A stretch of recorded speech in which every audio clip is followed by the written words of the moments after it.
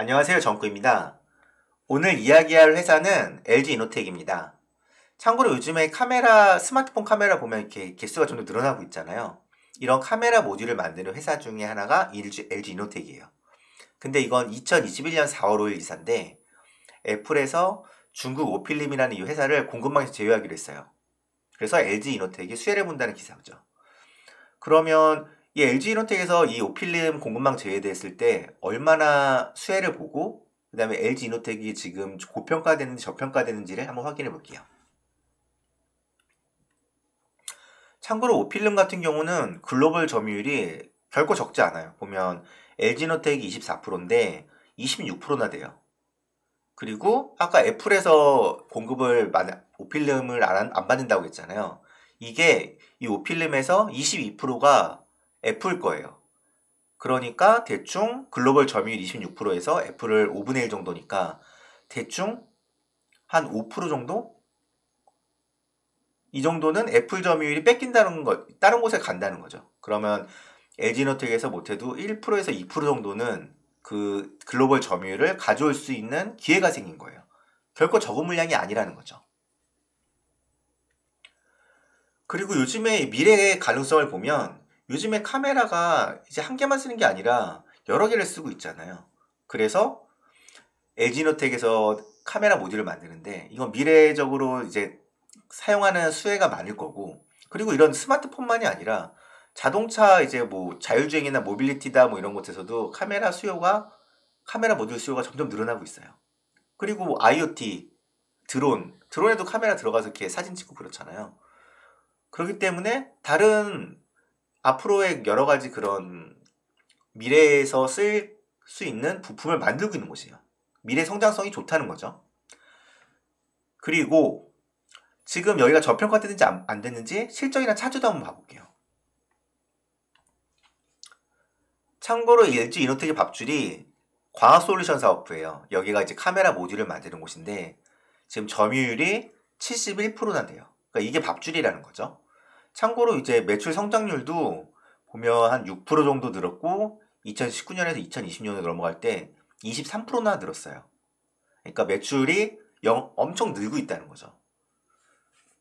그리고 아직 여기서 하고 있는 게 이제 광학 솔루션이랑 기판 소재랑 전장 부품 사업부가 총 세 가지가 크게 있는데, 전장 사업부는 아직 돈을 그렇게 많이 벌지 못하지만 결국은 모빌리티 시장이 커지면 수혜를 볼 확률이 되게 높겠죠. 그리고 광학 솔루션에서는 이미 성장을 하고 있는 거고요. 그리고 아까 전에 말했지만 애플에서 중국에 있는 경쟁사를 납품을 안 받는다고 했으니까 경쟁사 퇴출이 되면서 당연히 올해 매출에 되게 긍정적이겠죠. 그러니까 앞으로 좋을 거다. 이것까지는 알겠죠. 그럼 이게 주가랑 실적이랑 봤을 때 이게 저평가됐는지가 궁금하잖아요. 그럼 그걸 이제 확인해 볼게요. 이거는 영업이익이랑 주가 그래프를 제가 오버랩해서 그려본 거예요. 참고로 지금 현재 시총은 5조를 살짝 넘고 있고요. 지금 주가는 한 21만 7천 원 정도가 돼요. 참고로 보시면 알겠지만 2018년에 영업이익이 조금 줄어서 주가가 좀 흐르긴 했는데, 근데 요거를 보세요. 지금 현재 영업이익이랑 주가를 보면 알겠지만 과거에 이 실적이랑 그 주가 그래프를 보시면 알겠지만 이거에 비하면 많이 못 올랐어요. 옛날 이 실적이 2017년에 영업이익이 3천억이 좀 안 됐잖아요. 이때 주가가 이 정도까지 갔었는데 지금 실적이 이렇게 좋은데 주가는 아직도 여기 언저리에서 놀고 있는 거예요. 그럼 이게 얼마나 또 저평가됐다는 건 알았고, 그럼 얼마나 저평가되는지를 또 확인해 볼게요.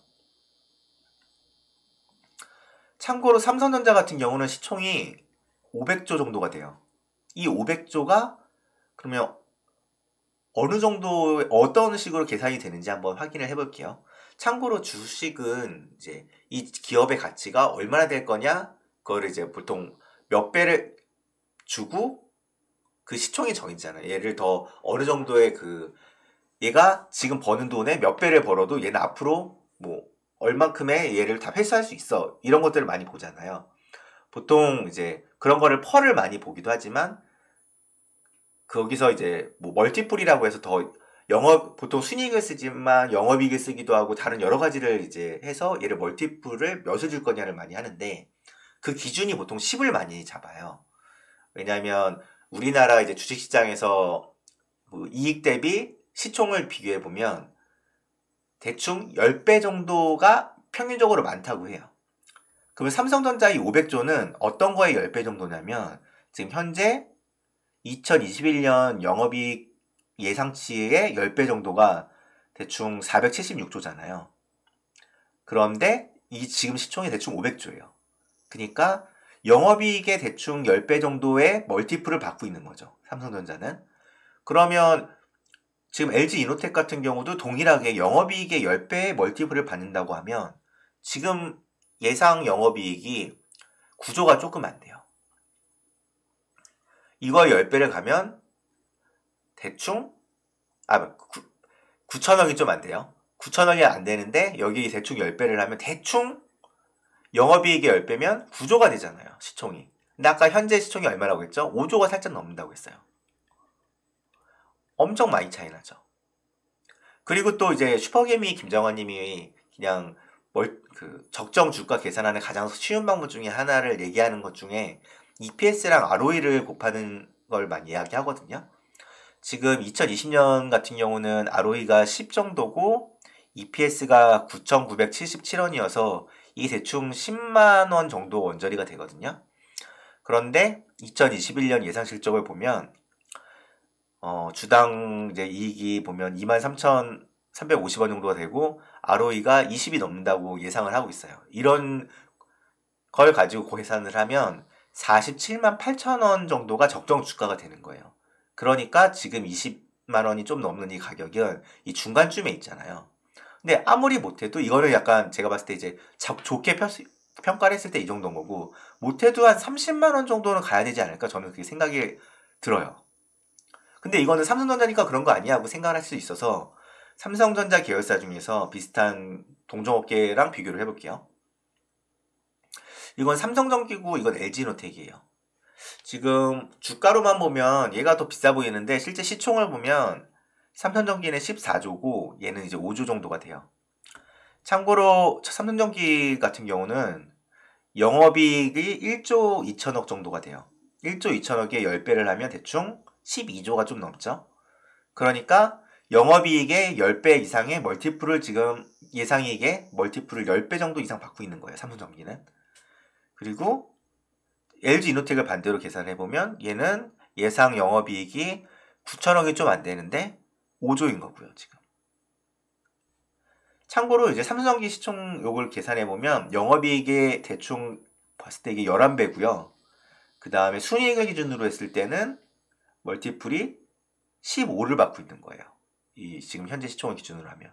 근데 얘는 11배를 받고 영업이익 기준으로 그 다음에 순이익 기준으로는 한 9.3 순이익률로는 15배인데 얘 같은 경우는 지금 멀티플이 68, 48, 67, 9, 6, 9, 14 한 대충 6 정도 받고 있는 거고 멀티플이 얘는 대충 9.3 정도를 받고 있는 거예요.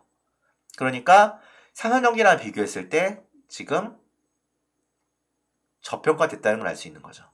이게 뭐 공식이 뭐 100% 맞는다는 건 아니지만 그래도 얘가 얼마나 저평가됐다는지 어느 걸 수치로 볼 수 있는 거죠. 그리고 뭐 적정 시총 그런 거 계산하는 거를 얘도 동일하게 적용을 해보면 예상 ROE랑 EPS를 곱해 보면 16만 7천 원 정도가 적정 주가로 나와요.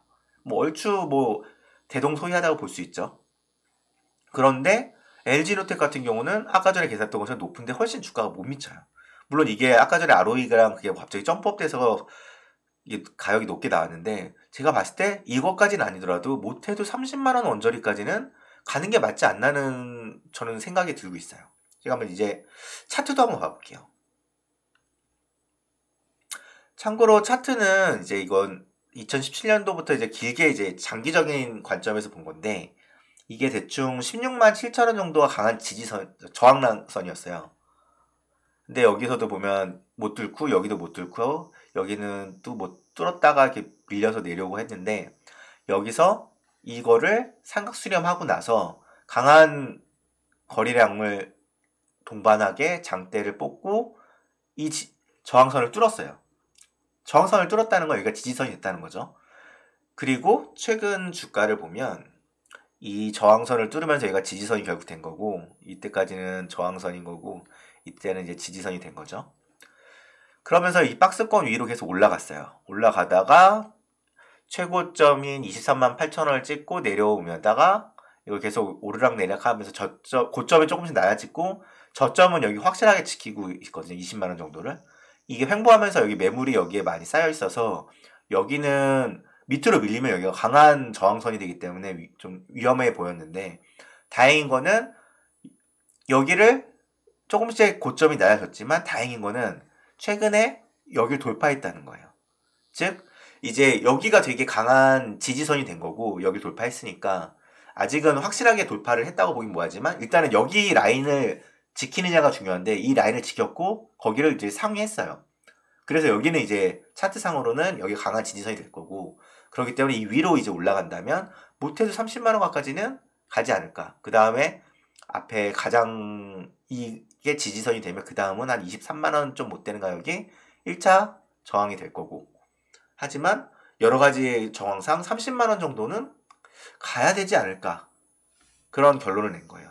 그리고 이런 여러 가지 뭐 저평가되고 뭐 이런 것도 얘기를 하지만 보통 수급도 필요하고 재료도 필요하고 실적도 이렇게 보통 주가에 많이 영향을 주거든요. 근데 보통 이제 이런 재료 중에서 그 스마트폰 말고 이런 재료가 있잖아요. 애플카가 우리가 만들겠다고 LG랑 이제 러브콜 뭐 이런 기사들도 떴었는데, LG 결국은 이제 애플카가 나온다는 거는 전기차 시장인 거고, 전기차 시장은 이제 과거와 다르게 IT 기술들이 많이 들어간 플랫폼이 많이 됐거든요. 이거는 이미 테슬라에서 입증이 된 거고. 근데 LG가 보시면 알겠지만 여러 가지 그 자동차, 전기차를 구성하는 부품 관련된 계열사가 많이 존재하고 그 중에 LG 이노텍이 존재하죠. 영향이 여기랑 이제 협업을 LG랑 진짜 하게 되면 이 LG 이노텍에서 그 판로는 되게 더 넓어진다는 거죠.